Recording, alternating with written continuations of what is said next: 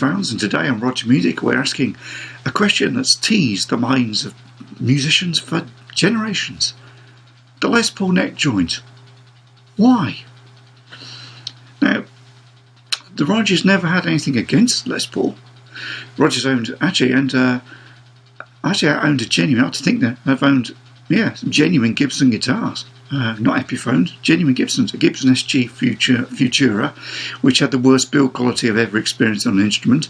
Luckily I bought it in a vastly reduced in the sale, new old stock. That actually was quite interesting. It was an SG Futura, which was, I think it was a signed winder, P90 net pickup, dirty fingers and a bridge. Sounded brilliant, neck was phenomenal, really lovely. I was in a blues band with it, and it had a 16 dB boost. But it was cursed with that mini tune thing, which is, wasn't it? Which is was supposed to be from the robot tuning, the next version, and it was, and the fact that the finish on the guitar was rough. It was unsanded wood in the horns. It was just, but apart from that, I quite liked it. But Les Paul, why that neck joint? It's stupid. It's stupid. It's stupid. It's stupid. It's stupid. And it's stupid. It's the 21st century. Having a great big breeze block whacking under your hand when you're trying to get to the 15th fret, it's no longer acceptable. Why are you doing it, Gibson?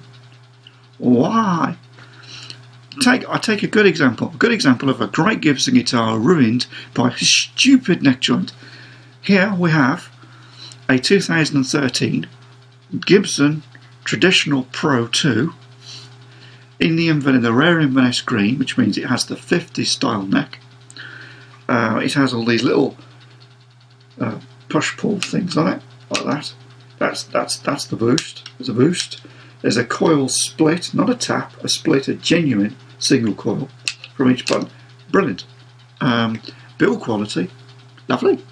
Neck, it's thicker than the Rogers' favourite neck, the Super Wizard, Ibanez Super Wizard, but lovely neck. Ooh. And everything up in a good quality switch.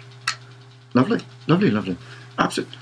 Through an Engel Powerball or any sort of distorted. Oh, it's beautiful, because these aren't obviously standard sort of 461 pickups. These are much better, much more modern sounding. Great sound, lovely sustain, awesome sustain.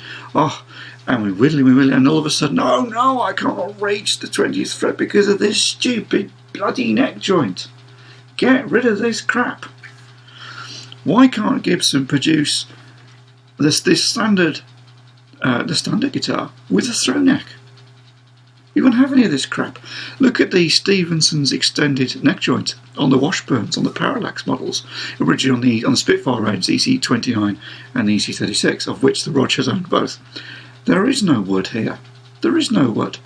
There's just a lovely carve here, and it goes, and it's as thick as the neck. It just carves down, and there's no restriction. This is stupid. It's unnecessary. We cannot play this.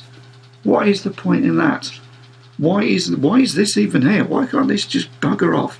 And this solid rectangle. I mean, people often say that all a Les Paul is a piece of rectangular wood slightly carved and charge a fortune for. When you look at it, you think you could imagine that.